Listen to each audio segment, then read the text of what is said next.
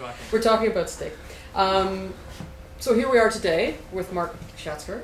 And I mean, I don't even need to say the book or hold it up because the thing just jumps out at you.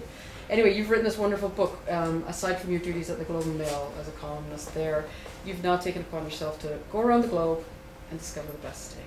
I mean, that is every man's dream. I can't tell you how many people have come into the store and say, oh, I've got a friend, he should have written this book, he should have written that book. And I said, no, no, no, Mark should have written this book. And Mark did write this book, and here you are today. Thank you. I mean, you must get asked all the obvious questions, why steak, why this, but I think you say in the beginning of the book about being steakhouses, you know, and nothing else really. I mean, there are rib joints, but they're not as, people when they talk about their steak are passionate, especially men. I make the best steak, I've got the best this, I know what's going on. Yeah, this cut, not this cut. Yeah, on the cuts, exactly. Yeah. So tell us, now you've decided, I'm going to skip a little bit and say, you already, for those who haven't read the book yet, flavor is the best thing. It's the thing we're missing the most. Yes.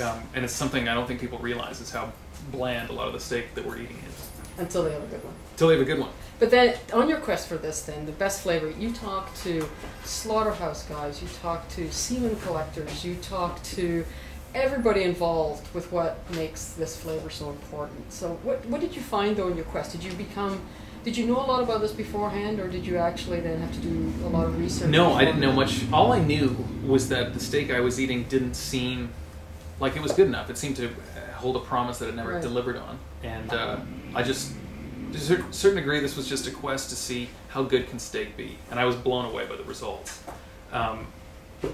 And as far as flavor goes, I think connoisseurs around the world know there's something missing. Yeah. They're frustrated, but they don't know the reason why. So that was another reason I wrote the book. Well, and I think what I liked about the book too was that you're not taking a holier than thou attitude. You're not doing it like an environmentalist saying you've got to do it this. There's no finger wagging or pointing in this. I mean, it's very like, this is what's important, so therefore go out and see what you can do. Now, I will say, well, I think everybody's going to start raising their own cattle too now. I'm a little concerned that we now spawn this. You know, it's easy to go and try and make some cheese or make your own bread, but I'm concerned about the cattle. And people are doing chickens now. They're doing the backyard cows a bit more challenging. Unless you've got a really big backyard.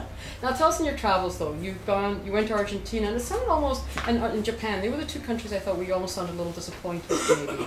Especially Japan. Well, you know, Japan is interesting. It's most famous for Kobe beef. We have this idea that the Japanese like to massage their cattle with sake, that they feed them beer.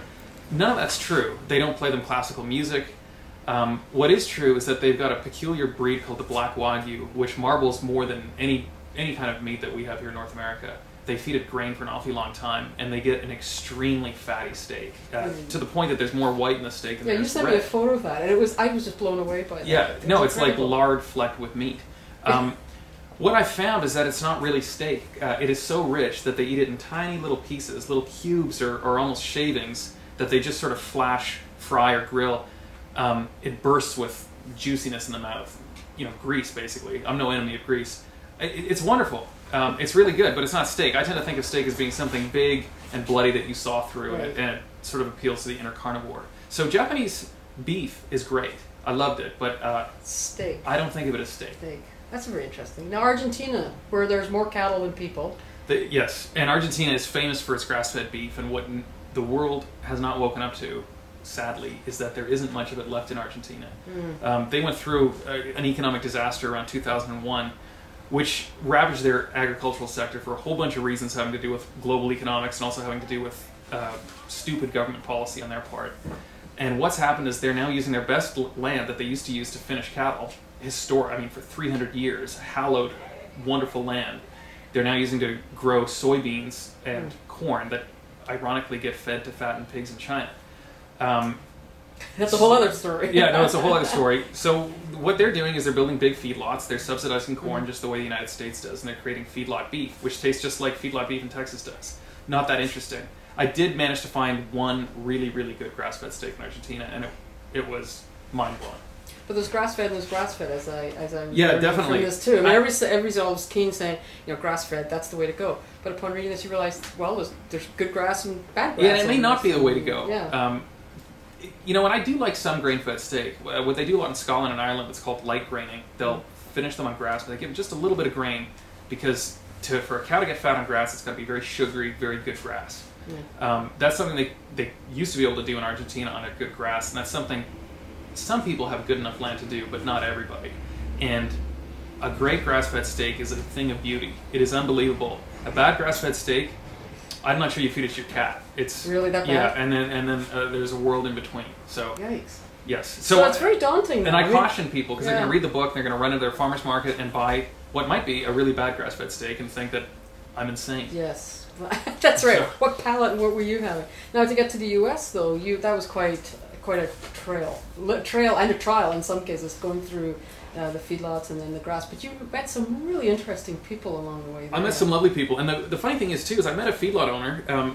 They are not the evil monsters trying to take over the world that sometimes we'd like to think they are. They're people with sense of humors, with, in one case, great taste in movies and families, fun people to be around.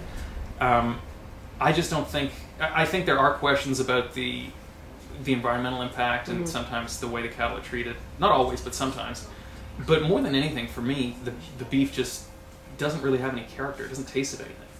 And why do you think, I mean, what just the feedlot, but I mean, when you went out to your favorite steak, the gentleman on his ranch, and you had that and the one in Scotland were your two favorite, I think you said.